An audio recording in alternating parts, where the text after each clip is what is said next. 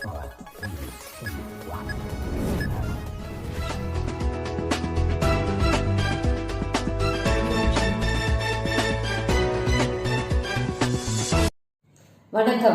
தாகூர் கல்வி செய்திகள். செய்திகள் வாசிப்பவர் சிவசக்தி ஸ்டாலின்.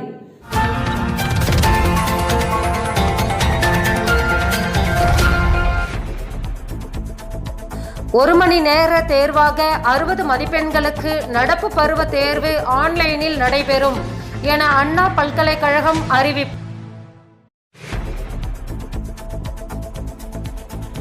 CA தேர்வில் பங்கேற்க ஹால் டிக்கெட் வெளியீடு.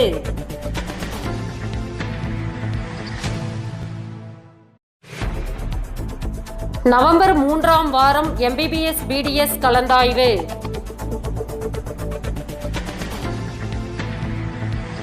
பேராசிரியர் பணியிடங்களை நிரப்புவதற்கு வெளியிடப்பட்ட அறிவிப்பாணை ரத்து.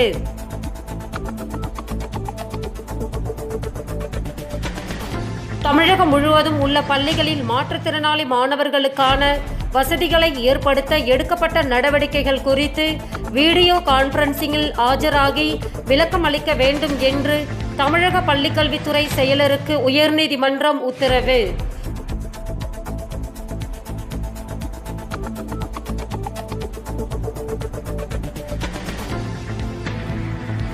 சிறிய இடைவெளிக்கு பிறகு விரிவான செய்திகள். திண்டிவனத்தில் 50 ஆண்டுகால கல்வி பணியில் சாதனை படைத்து வரும் நம்பர் 1 கல்வி நிறுவனம் இந்திரா காந்தி ஜெயந்த் கலை மற்றும் அறிவியல் கல்லூரி. UG கோர்சுகள் BSc computer science, BSc biochemistry, BSc கணிதம், BCA, BA Tamil, BA English, BBA, BCom மற்றும் எங்கள் கல்லூரியில் மட்டுமே BSc நியூட்ரிஷியன் அண்ட் டயட்டெக்ஸ் என்ற ஹாஸ்பிட்டல் துறை சார்ந்த கோர்ஸ் உள்ளது. PG கோர்ஸ்களாக MA English, MCom, MSc biochemistry. சிறந்த லேப் வசதி, கேண்டீன் வசதி, கேம்பஸ் இன்டர்வியூ மூலம் அனைவருக்கும் வேலை வாய்ப்பு. ஸ்கில் டெவலப்மெண்ட் கோர்சஸ் அனைத்து பகுதிகளுக்கும் பேருந்து வசதி. பல்கலைக்கழக தேர்வில் 90% முதல் 100% தேர்ச்சி. இந்திரா காந்தி ஜெயந்தி கலை மற்றும் அறிவியல் கல்லூரி, கீழ்கூடலூர். Phone 04147226187, sell 9360140834 and 9486145799. இந்த வருடத்திற்கான அட்மிஷன் நடைபெறுகிறது. அட்மிஷன் அலுவலகம் 88E செஞ்சி சாலை, திண்டிவனம். Phone 9944606035 and 97904779775. விரிவான செய்திகள். ஒரு மணி நேர தேர்வாக 60 மதிப்பெண்களுக்கு நடப்பு பருவ தேர்வு ஆன்லைனில் நடைபெறும் என அண்ணா பல்கலைக்கழகம் அறிவிப்பு. நடப்பு பருவ தேர்வு ஆன்லைனில் நடைபெறும் என்று அண்ணா பல்கலைக்கழகம் அறிவித்துள்ளது.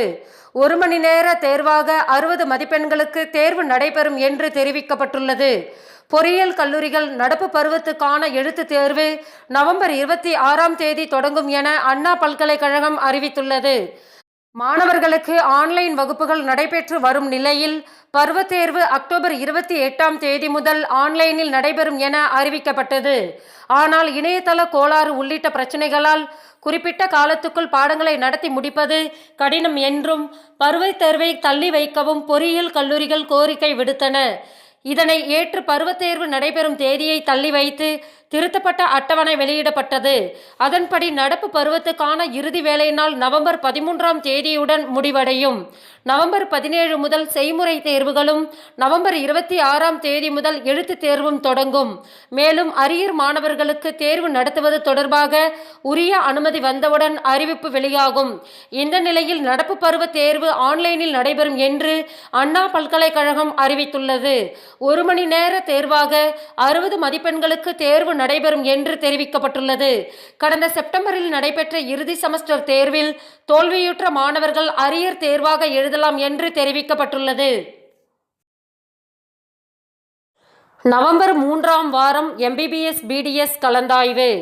MBBS BDS படிப்புகளுக்கான கலந்தாய்வு நவம்பர் 3வது வாரத்தில் தொடங்கும் என எதிர்பார்க்கப்படுகிறது.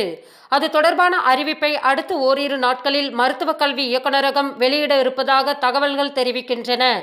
நிகழாண்டில் அரசு பள்ளி பயின்று நீட் தேர்வில் தகுதி பெற்ற மாணவர்களுக்கு 300க்கும் மேற்பட்ட இடங்கள் உள் இடஒதுக்கீடாக கிடைக்க வாய்ப்புள்ளதாக மருத்துவ கல்வி இயக்கக வட்டாரங்கள் தெரிவித்துள்ளன. தமிழக அரசு மருத்துவக் கல்லூரிகளில் தற்போது 3600 MBBS இடங்கள், 100 BDS இடங்கள் உள்ளன. அவற்றில் 15% அகில இந்திய ஒதுக்கீட்டுக்கு வழங்கப்படுகின்றன. மீதமுள்ள இடங்களில் 69% இடஒதுக்கீடு அடிப்படையில் நிரப்பப்படுகிறது. இடஒதுக்கீட்டை பொறுத்தவரை பிற்படுத்தப்பட்ட வகுப்பினருக்கு 30%, மிகவும் பிற்படுத்தப்பட்ட பிரிவினருக்கு 20%, பட்டியல் இனத்தவருக்கு 18%, பழங்குடியினருக்கு 1% ஒதுக்கப்படுகிறது. பிற்படுத்தப்பட்ட வகுப்பினர் 30% இடத்தில் முஸ்லிம்களுக்கு 3.5% உள் ஒதுக்கீடு செய்யப்படுகிறது. பட்டியலின ஒதுக்கீட்டில் உள்ள 18% இடங்களில் 3% அருந்ததியினருக்கு ஒதுக்கீடு செய்யப்படுகிறது. இந்நிலையில் அரசு பள்ளி மாணவர்களுக்கு உள் ஒதுக்கீடாக 7.5% இடங்களை ஒதுக்க முடிவு செய்யப்பட்டு அதற்கான நடவடிக்கையை அரசு முன்னெடுத்தது. தற்போது அதற்கு மாநில ஆளுநர் அனுமதி அளித்ததை தொடர்ந்து நிகழாண்டிலேயே அந்த புதிய நடைமுறை அமலுக்கு வரவிருக்கிறது. அதன் அடிப்படையில் மருத்துவ படிப்புகளுக்கான மாணவர் சேர்க்கையை நடத்தும் பணிகள் முன்னெடுக்கப்பட்டு வருகின்றன. இது குறித்து மருத்துவ கல்வி இயக்கக அதிகாரிகள் கூறுகையில், MBBS BDS அகில இந்திய ஒதுக்கீட்டுக்கான முதல் சுற்று கலந்தாய்வு கடந்த 28ஆம் தேதி தொடங்கி நடைபெற்று வருகிறது. இரண்டாம் சுற்று கலந்தாய்வு நவம்பர் 18ஆம் தேதி தொடங்க உள்ளது. அகில இந்திய ஒதுக்கீட்டின் முதல் சுற்று கலந்தாய்வு முடிந்ததும் தமிழகத்தில் மாநில அரசு இடங்களுக்கான கலந்தாய்வு தொடங்குவது வழக்கம். அதன்படி நவம்பர் 3வது வாரத்தில் தமிழகத்தில் கலந்தாய்வு தொடங்க திட்டமிடப்பட்டுள்ளது. இதற்கான அதிகாரப்பூர்வ அறிவிப்பு இன்னும் ஓரிரு நாளில் வெளியிடப்படும். அரசு மருத்துவக் கல்லூரிகளின் இடங்கள், தனியார் மருத்துவக் கல்லூரிகளில் உள்ள அரசு ஒதுக்கீட்டு இடங்கள் மற்றும் நிர்வாக ஒதுக்கீட்டு இடங்களுக்கான மாணவர் சேர்க்கைக்கான கலந்தாய்வை மாநில அரசே நடத்தும் என்று அவர்கள் தெரிவித்தனர். அரை நூற்றாண்டு கால கல்வி பணியில் ஏராளமான சாதனைகளை படைத்த தாகூர் கல்வி நிறுவனம் சென்னை, தாம்பரம், திண்டிவனம், செஞ்சி, நெய்வேலி போன்ற நகரங்களைத் தொடர்ந்து தற்பொழுது Puducherry ரெட்டியார்பாளையத்தில் Tahoe TAMS Paramedical Training College, Diploma in Medical Lab Technology, Dialysis Technology, Patient Care, Operation Theatre Technician, MRI and CT Scan Technician, X-ray Technology, Optometry, Anesthesia, Echo Tech, ECG Tech, Ultrasound Technician, மேலும் BSc Hotel Management Technology, Diploma in Catering Course, Diploma in Food Production, Diploma in Front Office Management, Diploma in Food and Beverage Service Management, Diploma in Housekeeping Management ஆகிய துறைகளுக்கு admission நடைபெறுகிறது. மேலும் பல மருத்துவம் சார்ந்த பயிற்சிகள், lab வசதியுடன் முழு நேர, பகுதி நேர, விடுமுறை நாள் பயிற்சிகளுக்கு அட்மிஷன் நடைபெறுகின்றது. கல்வி தகுதி 10ஆம் வகுப்பு, 12ஆம் வகுப்பு, pass and fail. Tahoe TAMS Paramedical Training College, KCR Catering and Hotel Management College, number 21, 3rd Cross, Jayanagar Main Road, Reddiarpalayam, Puducherry. தொடர்புக்கு 9944606035, 9381384866. மேலும் விவரங்களுக்கு 180020035225 என்ற டோல் ஃப்ரீ நம்பரை தொடர்பு கொள்ளவும். CA தேர்வில் பங்கேற்க ஹால் டிக்கெட் வெளியீடு. ICAI எனப்படும் இந்திய பட்டய கணக்காளர் பயிற்சி மையம் நடத்தும் CA தேர்வில் பங்கேற்போருக்கு இன்று முதல் ஹால் டிக்கெட் வழங்கப்படுகிறது. இந்திய பட்டய கணக்காளர் மையம் வெளியிட்டுள்ள அறிக்கை, வரும் 21ஆம் தேதி முதல் டிசம்பர் 14ஆம் தேதி வரை CA எனப்படும் பட்டய கணக்காளர் கல்வி தேர்வுகள் நடக்க உள்ளன. இவற்றில் பங்கேற்பதற்கான ஹால் டிக்கெட் இன்று www.icai.org என்ற இணையதளத்தில் வெளியிடப்பட்டுள்ளது. கொரோனாவால் பாதிக்கப்பட்டோர் அல்லது அதன் அறிகுறிகள் உள்ளோர் தேர்வில் பங்கேற்க இயலாதோருக்கான தனிப்பிரிவும் வலைதளத்தில் சேர்க்கப்பட்டுள்ளது. ஏற்கனவே தேர்வுக்கு பணம் செலுத்தி பங்கேற்க இயலாதோர் இப்பிரிவில் தெரிவிக்கலாம். அவர்கள் செலுத்திய தேர்வு கட்டணம் உள்ளிட்ட இதர சலுகைகளை அடுத்த தேர்வுக்கு பயன்படுத்தி கொள்ளலாம். அடுத்த தேர்வு வரும் 2021ஆம் ஆண்டு மார்ச்சில் நடக்கும்.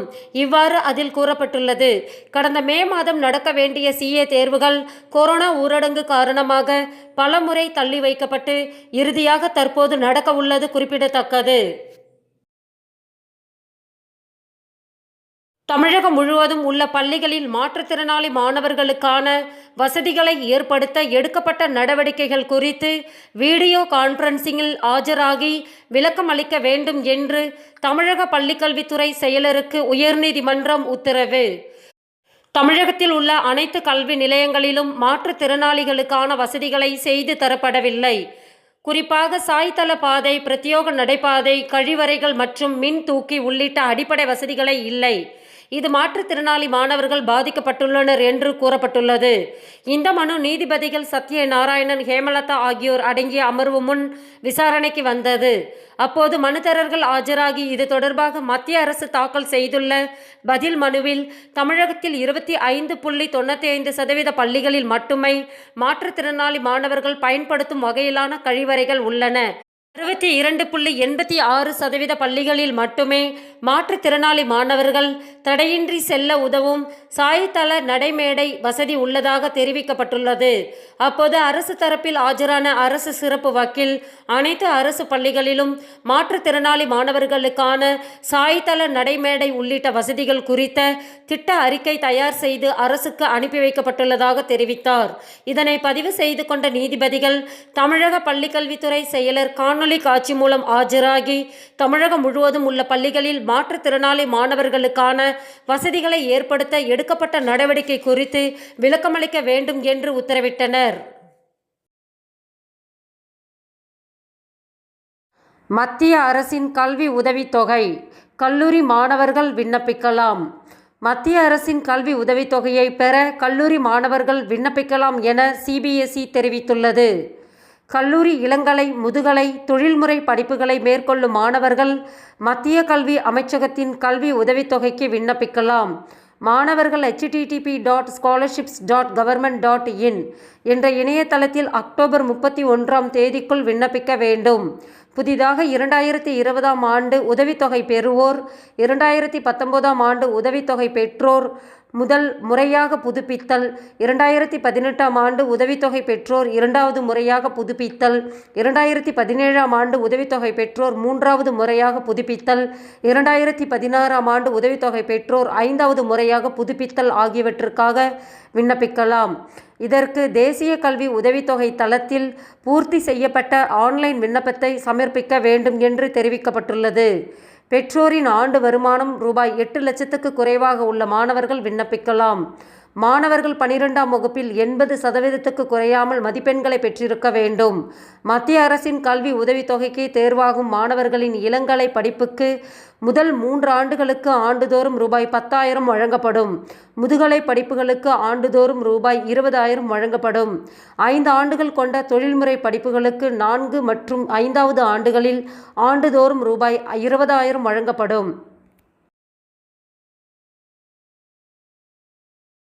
இத்துடன் இன்றைய செய்திகள் நிறைவடைந்தன. வணக்கம்.